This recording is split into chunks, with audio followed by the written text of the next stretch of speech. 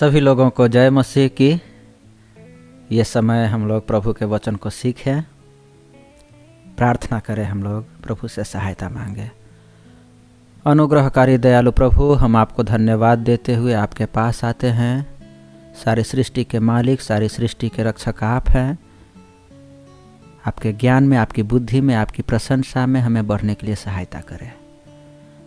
आप अपने वचन को हमें सिखा, आप अपने वचन के द्वारा हमसे बातचीत कर परमेश्वर।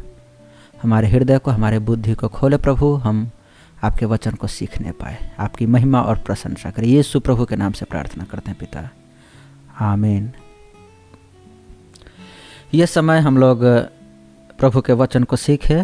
प्रभु के वचन उत्पत्ति का किताब खोले। उत्पत्ति उसका 18 अध्याय 20 वचन से 32 वचन तक को हम पढ़ें और हम लोग साथ में सीखते भी जाएं। परमेश्वर को वचन को पढ़ें और सीखते जाएं। उत्पत्ति का किताब उसका 18 अध्याय 20 वचन में इस प्रकार से लिखा गया है। फिर यहोवा ने कहा, सदोम और अमोरा की चिल्लाहट बढ़ गई है और उनका पाप बहुत भारी हो गया है, इसलिए मैं उतर कर देखूंगा कि उसकी जैसी चिल्लाहट मेरे कान तक पहुंची है, उन्होंने ठीक वैसा ही काम किया है कि नहीं, और न किया हो तो मैं उसे जान लूंगा। सो वे पुरुष वहां से मुड़ के सदोम की ओर जाने लगे, पर इब्राहिम यहोवा के आगे खड़ा रह गया। हम लोग सदोम और अमोरा के विषय में सीखे हुए हैं। सदोम और अमोरा नगर में बहुत दुष्कर्म बढ़ गया था। सदोम और अमोरा नगर में बहुत पाप लोग करने लगे थे और परिणाम स्वरूप परमेश्वर ने उस पूरे नगर का नाश किया था।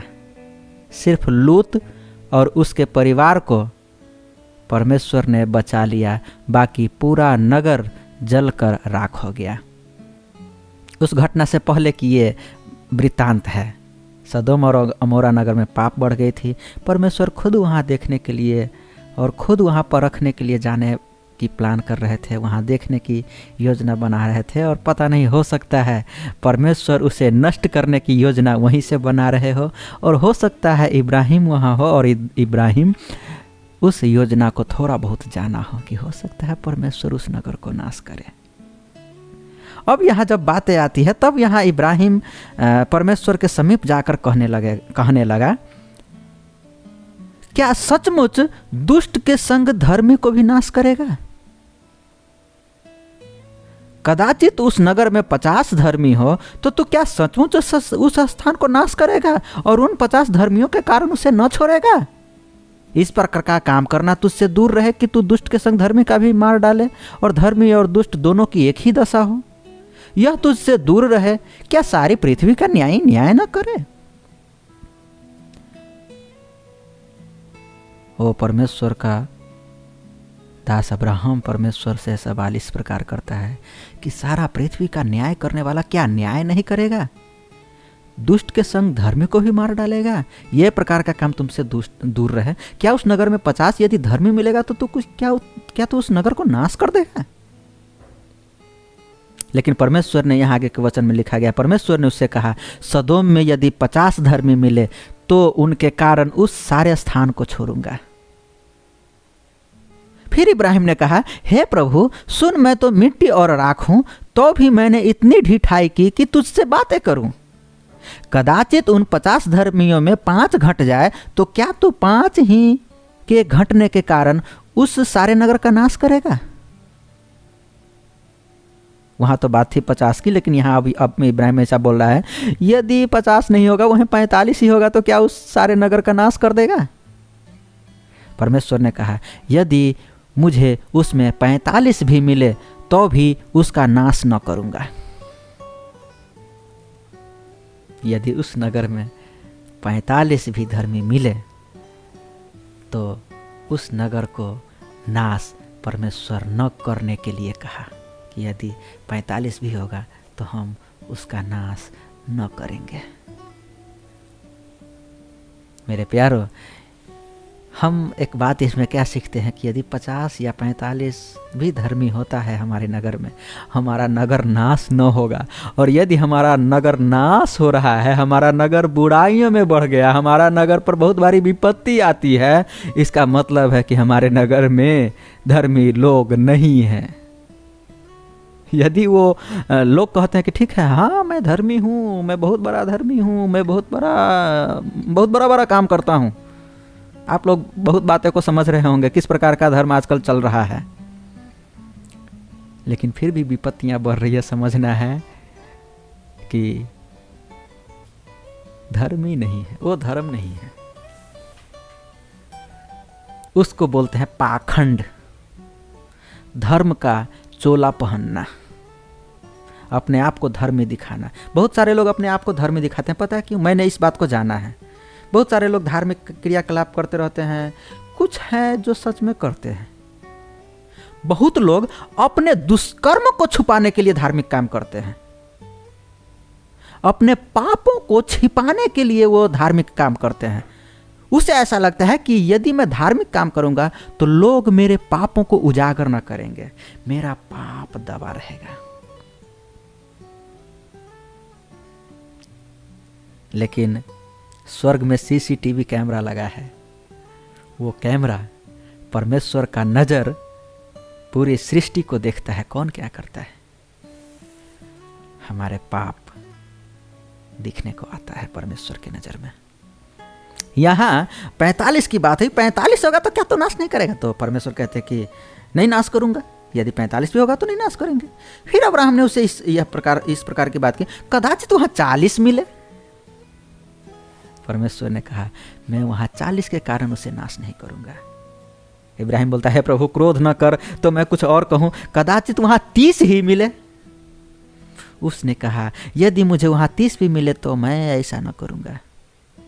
फिर इब्राहिम ने कहा, फिर उसने कहा हे प्रभु सुन, मैंने इतनी ढिठाई की है कि तुझसे बातें करूं, कदाचित उसमें से 20 मिले। परमेश्वर ने कहा मैं 20 के कारण भी उसका नाश न करूंगा। फिर उसने कहा हे प्रभु क्रोध न कर, मैं एक ही बार और कहूंगा, कदाचित उसमें 10 मिले। उसने कहा तो मैं 10 के कारण भी उसका नाश न करूंगा। मेरे प्यारो, परमेश्वर न्याय करने वाला है। यदि 10 भी धर्मी मिलता है तो उस नगर का नाश नहीं होगा। धर्मी मतलब धर्मी, पाखंडी नहीं। मेरे प्यारो, मैं किसी धर्म का प्रचार नहीं करता हूं, मैं सत्य का प्रचार कर रहा हूं। धर्मी मतलब धर्मी, पाखंडी नहीं। आज पाखंड है, धर्म नहीं है, धर्मी नहीं है लोग। क्यों? प्रभु यीशु मसीह ने बाइबल में कहा कोई धर्मी नहीं, सब के सब भटक गए हैं। मतलब कोई धर्मी नहीं, सबके सब भटक गए हैं, सबके सब पाप करते हैं। धर्मी या धर्म वो तो पाखंड है, उस पाप को छुपाने का। मेरे प्यारो, वो पाखंड नहीं, सच में धर्मी। यहां अब परमेश्वर ने कहा यदि 10 भी वहां धर्मी हो तो हम उस नगर का नाश न करेंगे। मेरे प्यारो, सब तो कुकर्म में है, सब तो दुष्ट के कामों में लगे हुए हैं, सब पाप में लगे हैं, तो फिर धर्मी कौन? यहां बात आती है हमारे ही पापों के लिए यीशु क्रूस पर मरे। हमारे पापों के लिए यीशु ने अपनी जान दी, वो मृत्यु को सहे, उन्हें कब्र में गाड़ा गया और वो कब्र में से तीसरे दिन जीवित होकर बाहर निकले। और उन्होंने कहा जो मुझ पर विश्वास करेगा वो कभी नहीं मरेगा। मतलब हमें अनंत जीवन मिलने वाला है, हमें अनंत जीवन मिला है और हमारे पाप क्षमा हुए हैं। अब हम धर्मी हैं, अब धर्मी है। क्यों? अब हमारे पाप क्षमा हुए हैं। मेरे प्यारो, कई लोग यीशु मसीह को जानते हैं तो कुछ लोग कहते हैं धन पाने के लिए मैं यीशु को जाना हूं, धनी होना चाहता हूं। यीशु मसीह को जो जानता है वह धनी हो जाता है। कुछ लोग कहते हैं भूत प्रेत ठीक होने के लिए मैं यीशु मसीह को माना हूं। कुछ लोग कहते हैं बीमारियां ठीक हो जाती है यीशु मसीह को मानते हैं तो। मेरे प्यारो, यीशु मसीह को मानने के बाद में, यीशु मसीह को अपना उद्धारकर्ता स्वीकार करने के बाद, यदि कोई व्यक्ति कहता है कि हे यीशु, मैंने पाप किया है, मैंने अधर्म किया है, मेरे अधर्म के लिए आपने क्रूस पर मरा है, मेरे पाप को आप क्षमा करें, आप जीवित परमेश्वर है, मुझे जीवन दे। जब वो ये कहता है तो उसे भूत प्रेत से छुटकारा मिलती है, बीमारियों से छुटकारा मिलती है, गरीबी से, श्राप से छुटकारा मिलती है। क्यों भाई? मैं एक उदाहरण देना चाहता हूँ, बहुत अच्छा हम इस उदाहरण के द्वारा सीख लेंगे। मान लीजिए आप कुछ काम कर रहे हैं और एक छोटा सा लकड़ी का टुकड़ा आपके हाथ में चुभ गया हो। मान लीजिए आप झाड़ू लगा रहे हो या लकड़ी का काम कर रहे हो या टेबल पर बैठे हो, टेबल का वो छोटा सा लकड़ी का टुकड़ा आपके हाथ में चुभ जाए तो क्या होगा पता है? आपको घाव बन जाएगी, और वो घाव तब तक ठीक नहीं होगी जब तक वो लकड़ी का टुकड़ा नहीं निकलेगा। चाहे आप कितना भी इलाज क्यों ना करा ले, सुई ले ले, इंजेक्शन ले ले, टेबलेट्स ले ले, जब तक वह लकड़ी का छोटा सा टुकड़ा नहीं निकलता है तब तक वह घाव ठीक नहीं होता है। ये जीवन का भी ऐसा ही है मेरे प्यारों। ये जो हमारा पाप जो होता है वो बसा हुआ होता है। चाहे कितना भी धार्मिक प्रक्रिया कर ले, कितनी भी यात्राएं कर ले, कितना भी ज्ञानी हो जाए, अधर्मी के अधर्मी ही रहेंगे। लेकिन हमारे उन पापों को मिटाने के लिए यीशु ने क्रूस पर मरा। वो हमारे पापों को क्षमा किया। वो छोटी सी लकड़ी जो उंगली में चुभी वो निकल गई, मेरे पाप क्षमा हो गए। पाप क्षमा हो गई तो कहाँ से श्राप और कहाँ से बीमारियां रहेंगी और कहाँ से गरीबी रहेंगी? नहीं रहेंगी। यीशु के नाम से बीमार चंगे हो जाएंगे, यीशु के नाम से गरीबी अमीरी में बदलेगी, यीशु के नाम से श्राप आशीष में बदलेगा। क्यों? क्योंकि अब हम पर दंड की आज्ञा नहीं है। हमारा पाप यीशु ने क्रूस पर ले लिया है, अब हम जीवित हैं।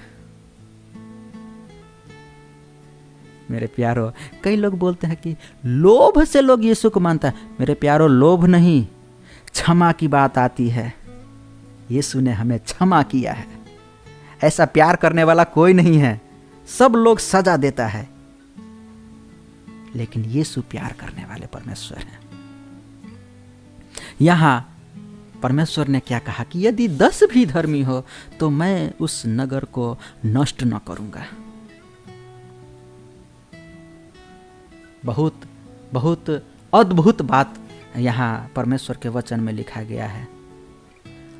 आज के इस वचन में परमेश्वर हमसे क्या बातें करना चाहता है? हम परमेश्वर के बातों को सुने, हम परमेश्वर के बातों को सीखे। आगे अब जो बातें हैं कि परमेश्वर ये नहीं चाहता है, कई जगह बोलते हैं, मैं कई जगह देखता हूँ, अरे वहाँ हम प्रार्थना करने गए थे ना, वहाँ तो 10,000 लोग प्रार्थना कर रहे थे। ठीक है, बहुत अच्छी बात है। हम 10,000 लोग क्या, 10 लाख लोग क्या, 10 करोड़ क्या, पूरी सृष्टि, हम सब परमेश्वर के सामने प्रार्थना करेंगे। क्योंकि प्रकाशित वाक्य में लिखा है, हर एक घुटना झुक जाएगा और हर एक जीभ यीशु को उद्धारकर्ता के रूप में अंगीकार करेगा। हर एक कुल, हर एक जाति, हर एक भाषा, हर एक देश, हर एक राज्य के लोग परमेश्वर को जानेंगे। वो अच्छा है, लेकिन ये भीड़ दिखावे की नहीं होनी चाहिए, पाखंडी भीड़ नहीं होनी चाहिए। क्योंकि परमेश्वर क्या बोलते हैं, यदि 10 भी हो उस नगर में धर्मी तो हम नाश न करेंगे। हम भले 10 हो या 5 हो, हम परमेश्वर के आज्ञाकारी हो, परमेश्वर के नजर में धर्मी हो। अपने नजर में धर्मी ना हो, लोगों के नजर में धर्मी ना हो, पर हम परमेश्वर के नजर में धर्मी हो। हम यूहन्ना के किताब को पढ़े, यूहन्ना 15 अध्याय उसका 1 वचन से लेकर के 4 वचन तक। यहाँ इस तरह से लिखा गया है, सच्ची दाखलता मैं हूँ और मेरा पिता किसान है। जो डाली मुझ में है और नहीं फलती उसे वह काट डालता है, और जो फलती है उसे वह छांटता है ताकि और फले। ओ वाह, क्या बातें हैं। आपने देखा होगा, कोई किसान है, वो वृक्ष लगाता है, पेड़ पौधे लगाता है, अंगूर की डालियाँ लत्तियाँ लगाता है। यहाँ प्रभु यीशु ने एक बात क्या बोला कि मेरा पिता किसान है और मैं दाखलता हूँ।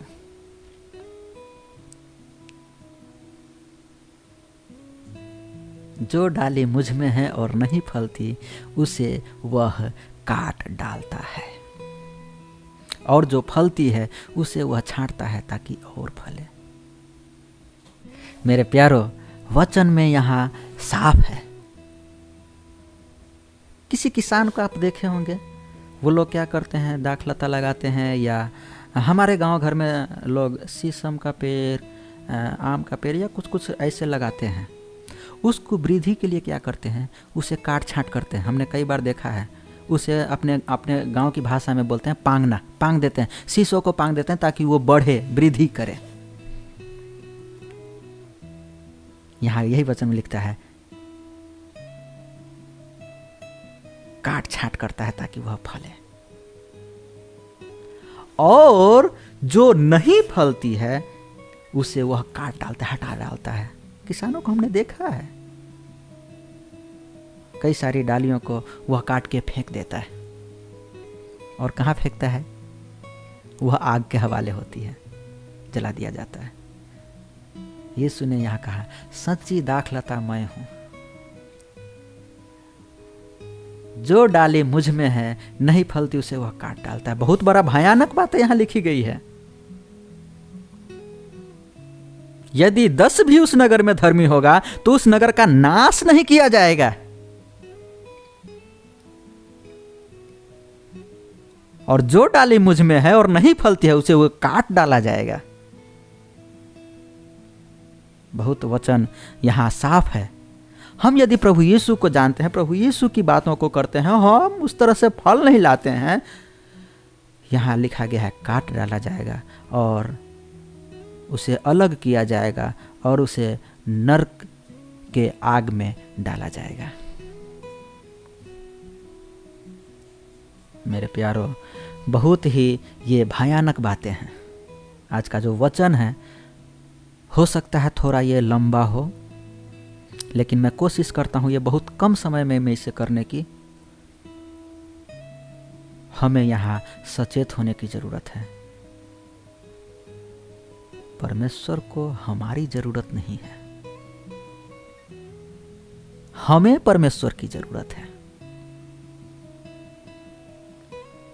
परमेश्वर ये चाहता है कि हम नाश न हो, लेकिन यदि मनुष्य चाहे कि नहीं हमें नाश ही होना है तो परमेश्वर नहीं बचाएंगे। सदोम और अमोरा की तरह लोग नाश किए जाएंगे। हमें परमेश्वर की जरूरत है, तो हमें परमेश्वर को कहना होगा, परमेश्वर हमें क्षमा करे, मैं आप में हूं।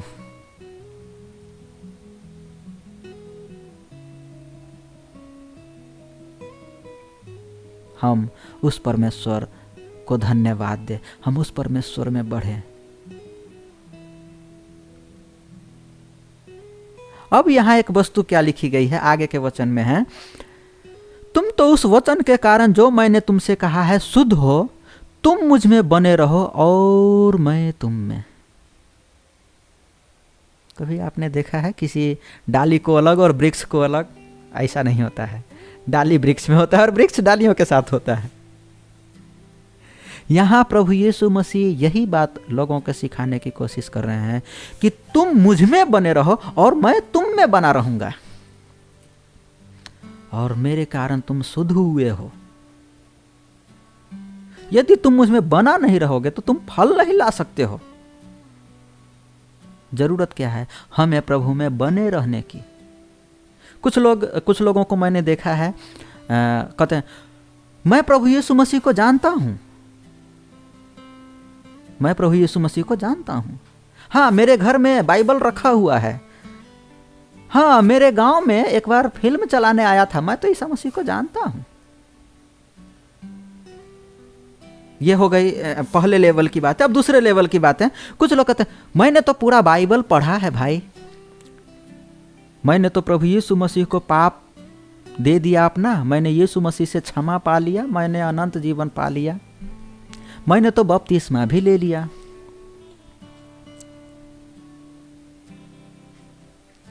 सिर्फ जानना बड़ी बात नहीं है मेरे प्यारों, यीशु मसीह में बने रहना बड़ी बात है। ठीक है, जाने तो सही, हमारे घर में, हमारे गांव में फिल्म देखने को मिला और हमारे घर में बाइबल रखी है, ठीक है, बपतिस्मा भी लिए, ठीक है, प्रभु यीशु को अपना उद्धारकर्ता मानते हैं, ठीक है, हम उनको जाने, ठीक है, लेकिन क्या हम प्रभु यीशु में बने हुए हैं? बने हुए हैं। यीशु मसीह को जान लिए, उसके बाद चले गए परदेश, अब कमा रहे हैं, कोई मतलब नहीं है। यीशु मसीह का न हम वचन सुन रहे हैं, न हम प्रार्थना कर रहे हैं, न हम यीशु मसीह के आज्ञाओं को मान रहे हैं, न हम मसीही भाई बहनों से मेल जोल रखे हैं। इब्रानियों की किताब जब आप पढ़िएगा, उसमें 10वां अध्याय 25 वचन 24 वचन में इस तरह से लिखा गया है, ज्यों ज्यों तुम उस दिन को आते देखो, अधिक संगति किया करो, एक दूसरे से मेल जोल रखो।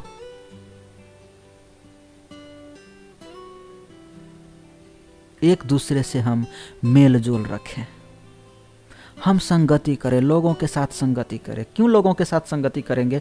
एक दूसरे मसीही लोगों के साथ संगति करेंगे, हम मसीह के वचनों में और एक दूसरे के अनुभवों में आगे बढ़ेंगे। एक दूसरे की गवाहियों को सुन करके हमारी वृद्धि होगी, हमारी आत्मिक वृद्धि जरूरत है। हम प्रभु में बढ़ें। जब हमारी आत्मिक वृद्धि होगी तो हम पीछे नहीं मुड़ेंगे। पापों में और सताव में हमें लड़ने की सामर्थ होगी। हम प्रभु के वचन को सीखेंगे तो हम प्रभु में बने रहेंगे और हम फल लाने वाले बनेंगे। हम वो वचन दूसरों को बताएंगे और दूसरों को पापों की क्षमा मिलेगी और वो नरक जाने से बचेंगे और उनका उद्धार होगा। हम भले कार्य करेंगे, लोगों के बीच में भलाई का कार्य होगा, लोगों का उद्धार होगा और दिखने को मिलेगा कि सच में हमसे फल आ रहा है। हम प्रभु में बने हैं तो हम में फल आता है। यदि हम प्रभु में न बने हैं तो हमें फल नहीं आएगा हम में। और वहां लिखता है कि वह काट डाला जाएगा।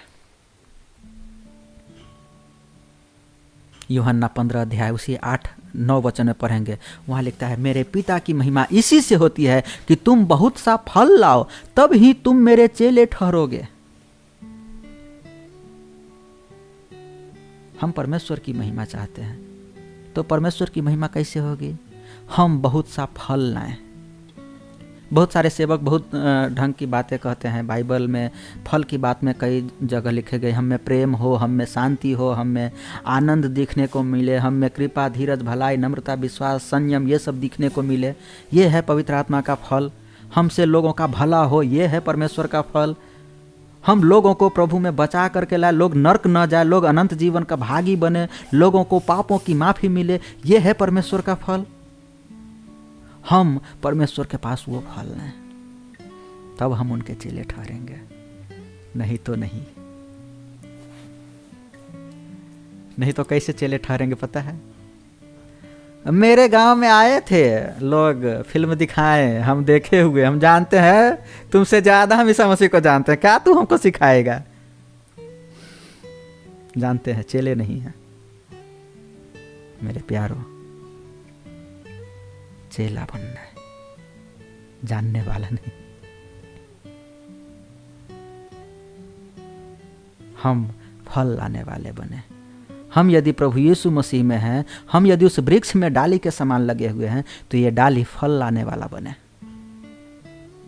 ना कि काट डालने और फेंक देने के योग्य हो। आगे के वचन में लिखा है, जैसा पिता ने मुझसे प्रेम रखा वैसे ही मैंने तुमसे प्रेम रखा, मेरे प्रेम में बने रहो। मेरे प्यारो, यीशु ने कहा मेरे प्रेम में बने रहो। हम आपस में एक दूसरे से प्रेम रखें। यदि हम एक दूसरे से प्रेम ही नहीं रखते हैं तो फिर काहे का मसीही और काहे का उद्धार पाए हुए लोग? काहे का मतलब होता है कैसा? कैसा मसीही व्यक्ति भाई, और कैसा उद्धार पाए हुए व्यक्ति? संसार में भी सब लोग स्वार्थ में जी रहे हैं, सब लोग अपने अपने लिए सोच रहे हैं, कोई किसी से प्यार नहीं रखता है। सब, मैंने पिछली बार एक बार सिखाया था, कुछ लोग प्यार भी रखते हैं तो स्वार्थ के लिए प्यार रखते हैं। हम स्वार्थ के लिए प्यार न रखें। क्यों प्यार रखें? क्योंकि मसीह ने हमसे प्रेम रखा और हम लोगों से प्रेम रखे। हम परमेश्वर की आज्ञा मानने वाले बने। पवित्र दिन को हम माने, हम परमेश्वर की आराधना करें, हम परमेश्वर का भजन गाएं, परमेश्वर की स्तुति करें, परमेश्वर के वचन को सुने। ऐसा नहीं कि चलो हमने पाप किया था, हमारे पाप के लिए यीशु मसीह ने क्रूस पर मरा, उसने मेरे पापों को क्षमा कर दिया, अब वो जीवित हैं, अब मुझे भी जीवन दे दिए, अब हमको अपना जीवन जीना है। पढ़ाई करो, नौकरी करो, काम पैसा करो, ऐसा नहीं। ठीक है, पढ़ाई करो, नौकरी करो, जो आपका काम है करो, लेकिन हम परमेश्वर की आज्ञाओं को माने, हम पवित्र दिन को माने, हम परमेश्वर से और परमेश्वर के लोगों से प्रेम रखें, हम वो फल लाने वाले व्यक्ति बने। परमेश्वर की सेवकाई के लिए, परमेश्वर के सेवा कार्य के लिए, परमेश्वर के संतों के लिए, अनाथ गरीब विधवाओं लाचारों के लिए हम अपना दान दे। हमें दशमांश देने की आज्ञा परमेश्वर ने हमें दिया है, हम वो दान दें, हम अपना दशमांश हम समर्पित करें। ऐसा नहीं कि हम दिखावटी में रह जाएं या हम कम प्रेम करें। एक वचन इस समय हमें याद आ रहा है, प्रकाशित वाक्य की पुस्तक जब आप पढ़िएगा 2 अध्याय में 3 और 4 और 5वें वचन में कुछ इस प्रकार के लिखा गया है। मैं पढ़ने की कोशिश करूंगा। वहां प्रभु का वचन में इस तरह लिखा गया है, और तू धीरज धरता है और मेरे नाम के लिए दुख उठाते उठाते थका नहीं, पर मुझे तेरे विरुद्ध यह कहना है कि तूने अपना पहला सा प्रेम छोड़ दिया है। हाँ, यहाँ एक बात और आती है, पहला सा प्रेम। जब हम प्रभु यीशु मसीह को जानते हैं तो बहुत हम धार्मिक बनते हैं। हा, मैं अभी तक तो बहुत पापी था, अब पाप को मेरे प्रभु ने क्षमा किया है, अब तो मैं प्रभु के लिए जीऊंगा, प्रभु के लिए मरूंगा। लेकिन थोड़ा पुराना होता है तो कहता है, बीवी को क्या समय दूंगा, बच्चे को, और नौकरी और पढ़ाई, और धीरे धीरे प्रभु यीशु लास्ट। यहाँ प्रभु यीशु ने क्या कहा, तुमने पहला सा प्रेम छोड़ दिया। पहले क्या था? पहला प्रभु यीशु, फर्स्ट। यीशु मेरे लिए सब कुछ है। अब क्या है? यीशु लास्ट में, सब कुछ पहले, यीशु लास्ट में। यहाँ प्रभु यीशु चिता रहे हैं कि तूने अपना पहला सा प्रेम छोड़ दिया है। न मेरी आज्ञाओं को मानता है, न आराधना करता है, न प्रार्थना करता है, न वचन सीखता है, न वचन सुनाता है, न कोई फल लाता है, और कहता है कि मैं तुम्हारे लिए दुख उठाता हूँ प्रभु यीशु, लेकिन तूने तो मेरे लिए पहले जैसा प्रेम छोड़ दिया है। और सचेत कर, आगे लिखता कि तुम सोचेत कर कि तू कहां से गिरा है, और मन फिरा और पहले के समान कर।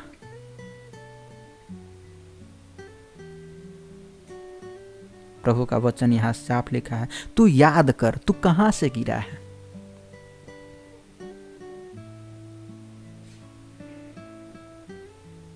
इसलिए अब क्या है? मन फिरा और पहले के समान काम कर।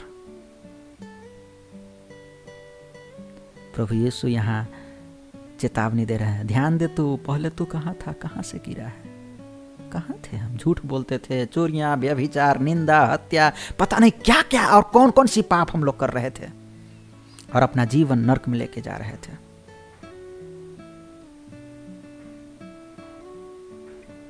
लेकिन उस पाप के लिए यीशु क्रूस पर मरे, उसने हमें बचाया। अब यहां कहता है, मन फिरा और पहले के समान काम कर, जो पहला प्रेम तुमने रखा था। होता है कभी कभी ऐसा होता है, जब व्यक्ति प्रभु में चलते चलते पुराना होता है, उसे एक गर्व होती है, अरे मैं तो बहुत पुराना हूं, और धीरे धीरे वो कलीसिया से दूर होने लगते हैं। कुछ लोग ऐसे होते हैं, 6 महीना प्रभु में बहुत अच्छी तरह से बढ़ेंगे, फिर उसके अंदर हो गया, अरे अब तो मैं सब कुछ जान लिया। बहुत सारे लोगों में मैंने देखा है, अरे हम तो पढ़े लिखे व्यक्ति हैं भाई, ये लोग तो अनपढ़ व्यक्ति हैं, ये लोग अब प्रभु को जाने, अब हम क्या जाने। कलीसिया में मैं कई बार देखता हूँ, जो बुजुर्ग लोग हैं प्रभु के वचन की ओर ज्यादा ध्यान नहीं देते हैं। क्यों? उन्होंने परमेश्वर से पहले जैसा प्यार छोड़ दिया है। परमेश्वर से वो अब पहले जैसा प्यार नहीं रखा है। मैं एक छोटा सा कहानी आपके पास रखने की कोशिश कर रहा हूँ ताकि हम इस वचन को बहुत अच्छी तरह से सीख पाए। द्वितीय विश्व युद्ध के समय की बात है, जब वो युद्ध खत्म हो जाता है। उस समय एक लड़का बहुत ही फटे हाल की अवस्था में रहता है। फटे हाल मतलब वह घायल रहता है, उसके शरीर पर पूरा खून खून रहता है और उसके कपड़े फटे हुए रहते हैं, उसके जूते फटे हुए रहते हैं और भूखा प्यासा वो किसी साइड में वो पड़ा हुआ रहता है। वो बच्चा एक जर्मनी के व्यक्ति को मिलता है। अब वो व्यक्ति उस बच्चे को उठा करके अपने घर ले जाता है। जब वो उस बच्चे को उठा करके अपने घर ले जाता है तो वह उसके जूते, उसके कपड़े सब कुछ बदलता है, उसके घावों पर दवा लगाता है, उसका घाव ठीक होता है और उस बच्चे की वह परवरिश करना शुरू करता है। जब वह परवरिश करता है तो धीरे धीरे वो बच्चा सयाना होने लगता है। जब वह सयाना होता है धीरे धीरे, तो सयाना होने के बाद वो थोड़ा थोड़ा गलत काम करना शुरू करता है। जब उसकी गलती बढ़ जाती है तब वो व्यक्ति जो उसे उठा कर ले गया था उसे उसका पुराना जूता और पुराना कपड़ा दिखाता है और कहता है, देख ये जूते और ये कपड़े। उस बच्चे को, उस लड़के को उसके पुराने दिन याद आते हैं। द्वितीय विश्व युद्ध के समय जब युद्ध खत्म हुआ था तो मेरा अवस्था कैसा था, ये फटा हाल था।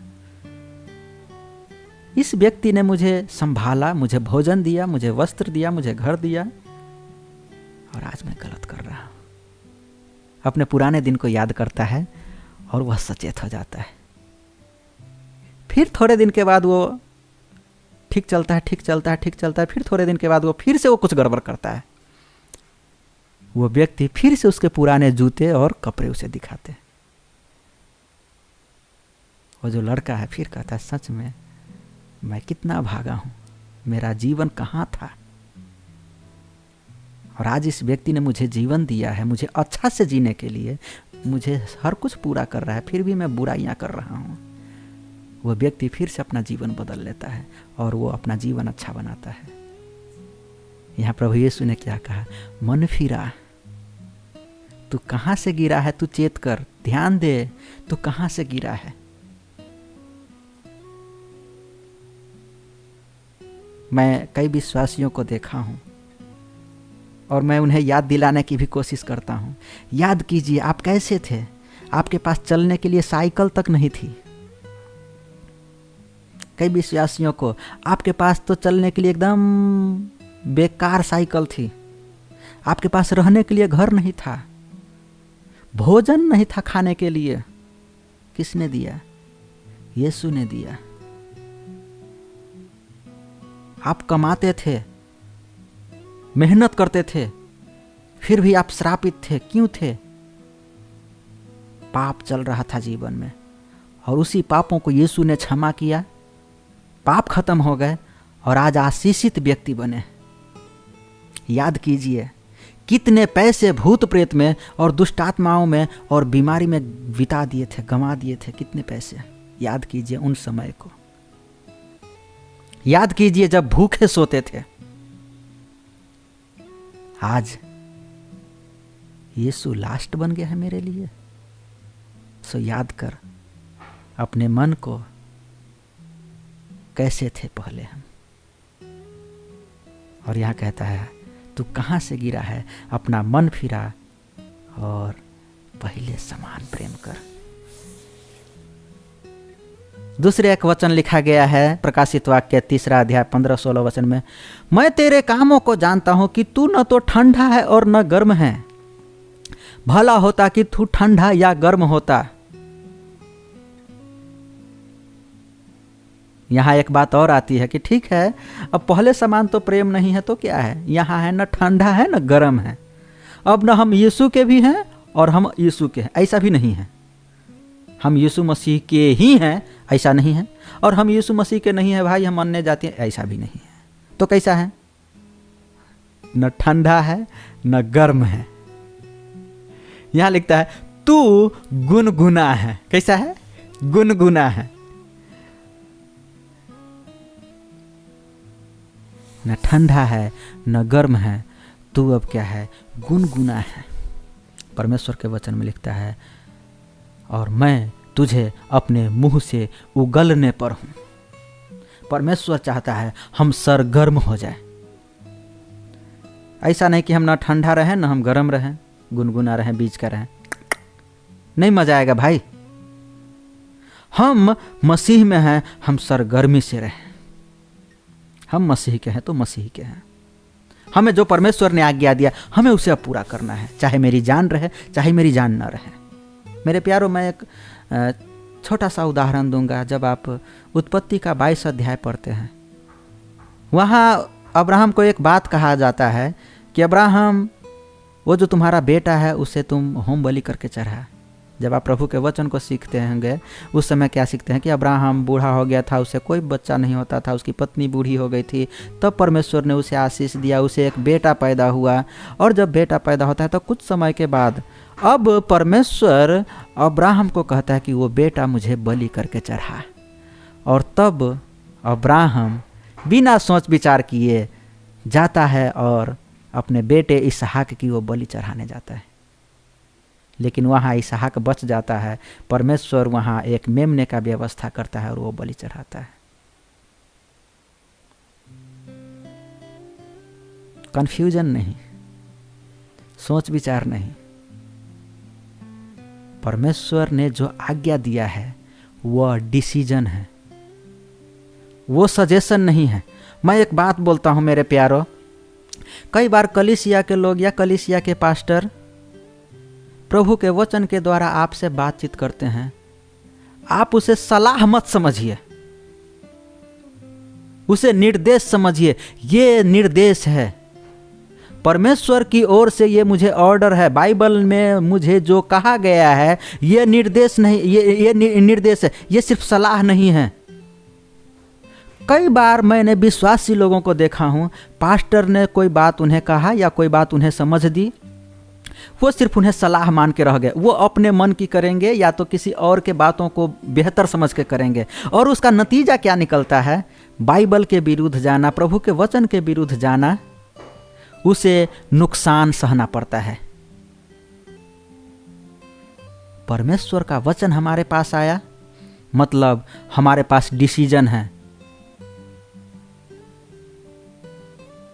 वो परमेश्वर का ऑर्डर मेरे पास आया है, हमें उसी तरह से करना है। मुझे परमेश्वर ने बाइबल के द्वारा बताया या मुझे परमेश्वर ने अपने दास के द्वारा मुझे बताया, तो बस मुझे वैसे ही करना है, अपनी बुद्धि नहीं लगानी है। परमेश्वर के वचन में, नीति वचन में एक बार हम लोग सीखे थे, अपनी दृष्टि में बुद्धिमान न होना, अपनी समझ का सहारा न लेना, वरन संपूर्ण मन से परमेश्वर पर भरोसा रखना। हम सिर्फ परमेश्वर पर भरोसा रखें, अपने मन पर नहीं। मेरा मन ये कहता है इसलिए मैं करूंगा, नहीं नहीं नहीं, मुझे परमेश्वर ने ये कहा है इसलिए मैं कर रहा हूं। ठीक है, परमेश्वर ने मुझे समझाया इसलिए मैं कर रहा हूं, या परमेश्वर ने किसी दास को ऐसा समझाया, उस दास ने मुझे समझाया है मुझे, तो अब मुझे वैसे ही करना है।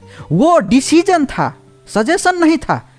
परमेश्वर के किसी दास ने या बाइबल या परमेश्वर के किसी लोग ने या परमेश्वर ने मुझसे जो बात किया था वो सलाह नहीं है, वो निर्देश है, मुझे वैसा करना है।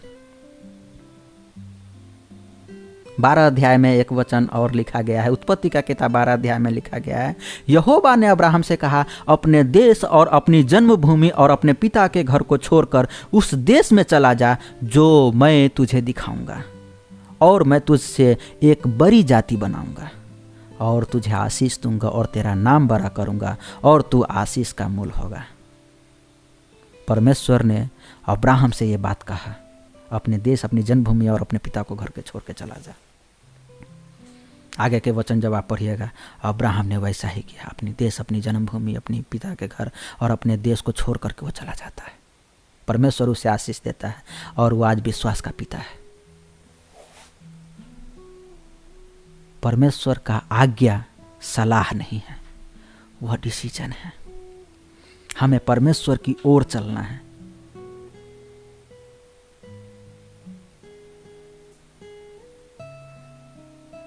सिर्फ दिखावटी के लिए नहीं, पाखंड में नहीं,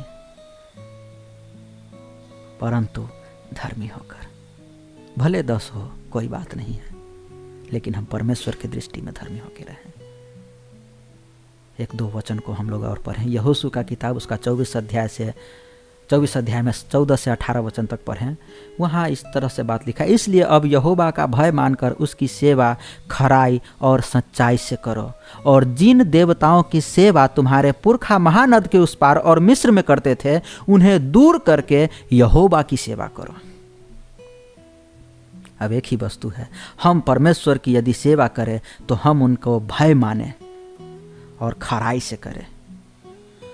हम जिन देवताओं की पूजा पहले करते थे उनकी हम ना करें। जबरदस्ती नहीं है यहाँ, और वो भी वचन लिखा गया है। परमेश्वर के वचन में क्या लिखा है? और यदि यहोवा की सेवा करना तुम्हें बुरी लगे तो तू आज चुन लो कि तुम किसकी सेवा करोगे, चाहे उन देवताओं की जिनकी सेवा तुम्हारे पूर्वज करते थे। यहाँ और बातें भी लिखी गई है, तुम्हारे पुरखा महानद के उस पार करते थे, चाहे एमोरियों के देवताओं की सेवा करो जिनके देश में तुम रहते हो। यहोशू यहाँ एक वस्तु सीधा कहता है कि तुम परमेश्वर का भय मान करके उसकी सेवा खराई से करो। तुम उन देवताओं की पूजा न करो जिन देवताओं की पूजा तुम्हारे पूर्वज या तुम पहले करते थे। यदि तुम्हें यहोवा की सेवा करना, प्रभु की सेवा करना, मसीह को जानना, मसीह का सुसमाचार करना या मसीह में फल लाना तुम्हें बुरा लगे तो तुम आज चुन लो तुम्हें किसकी सेवा करनी है। तुम्हें अपने पूर्वजों के ईश्वर की करनी है या परमेश्वर सच्चा जीवित खुदाबंद की करनी है। आज चुन लो। और यहोशू ने कहा, मैं तो अपने घराने समेत यहोवा की ही सेवा नित करूंगा। कई ऐसे लोग हैं जो भोज खाने के लिए, मुझे बहुत दुख होता है, जो परमेश्वर ने बहुत अच्छा भोजन आपको देता है, जो परमेश्वर जो आपको अच्छा जीवन दिया है, कई लोग छोटी छोटी वस्तु को लिए यीशु मसीह को अलग करते हैं। नए नए लोगों की समस्या को मैं बोलता हूँ, जो लोग नए विश्वास में आते हैं उन लोगों को एक छोटा सा डर होता है, मुझे समाज से अलग कर दिया जाएगा, मुझे भोज में से छांट दिया जाएगा। गांव घर में ऐसा होता है, उसे कहते हैं जाति में से निकाल देना। मैं इसमें एक बात कहना चाहता हूं, आप जाति में से क्या निकालोगे जी? हम निकल गए हैं, हम निकल गए हैं। अब हम अन्य जाति नहीं है, अब हम मसीह की जाति हैं। अब हम प्रभु यीशु के लोग हैं। अब हम पाप में जीने वाले व्यक्ति नहीं हैं। अब हम पापों की क्षमा पाए हुए अनंत जीवन के वारिस हैं। अब हम वो भोज और वो जाति से छटे जहां कुकर्म और दुष्कर्म और बहुत सारा पाप हम करते थे। हमें आज चुनना है हम किसकी सेवा करें। तो ये डर लोगों को अपने अंदर से निकालना ये जरूरी है। बहुत सारे लोग जाति से हम नहीं छटाए, देखार न हो, हम समाज में भी मिल के रहें और उधर भी मिल के रहें। मेरे प्यारो, याकूब के वचन में इस प्रकार की बातें लिखी गई है, कोई भी सोता 2 प्रकार का पानी नहीं दे सकता है, या तो वो खारा देगा या तो मीठा देगा। यीशु मसीह ने कहा तुम 2 स्वामी की सेवा नहीं कर सकते हो, या तो तुम धन की सेवा कर सकते हो या तो तुम ईश्वर की सेवा कर सकते हो। कोई भी नदी या तो वो खारा पानी देगा या तो मीठा पानी देगा। और यहीं पर यहोशू बोल रहा है कि तुम आज चुन लो तुम किसकी सेवा करना चाहते हो। तुम्हें यदि यहोवा की सेवा करना बुरी लगे तो तुम स्वतंत्र हो। भीड़ नहीं चाहिए, पाखंड नहीं चाहिए। हम सच में यीशु का होके रहें। जो समाज हमें कह रहा है कि यदि तुम यीशु को मानते हो तुम्हें समाज से बाहर कर दिया जाएगा, हम उन्हें समझाएं। मेरे प्यारो, हम समाज के हैं और हम समाज के कुकर्म से अलग हुए हैं। आज मैं देखता हूं कई जगह शादी होती है, इतने गंदे गंदे गाने बजते रहते हैं। क्या होता है वो? कुकर्म है। मैंने औरतों को, लड़कियों को रोड पर नाचते हुए देखा है, गंदे गंदे गीतों पर। वो क्या है? कुकर्म है वो। भोज तो होती है, लेकिन वहां झगड़ा होता है और गाली गलौज होती है और बहुत सारी बात बीच में आती है। वो क्या है? समाज में तो है, लेकिन एक दूसरे को लूट रहे हैं, दलाली लोग कर रहे हैं गांव में, एक दूसरे को लूट कर खाने में लोग लगे हुए हैं। वो क्या है? क्या वो अच्छा है? हमने क्या किया? हमने तो उस कुकर्म को जाना है और उसे छोड़ा है और यीशु के नाम से क्षमा पाया है और हम अनंत जीवन के वारिस हैं। लेकिन फिर भी यहां स्वतंत्रता है। यदि तुझे प्रभु की सेवा करना बुरी लगे तो तुम स्वतंत्र हो, लेकिन यदि प्रभु की सेवा करनी है तो खराई से और परमेश्वर का भय मानकर करो। तब वहां लोग क्या कहते हैं? तब लोगों ने उत्तर दिया, यहोवा को त्याग कर दूसरे देवताओं की सेवा करनी हमसे दूर रहे, क्योंकि हमारा परमेश्वर यहोवा वही है जो हमको और हमारे पुरखाओं को दासत्व के घर अर्थात मिस्र के देश से निकाल लाया।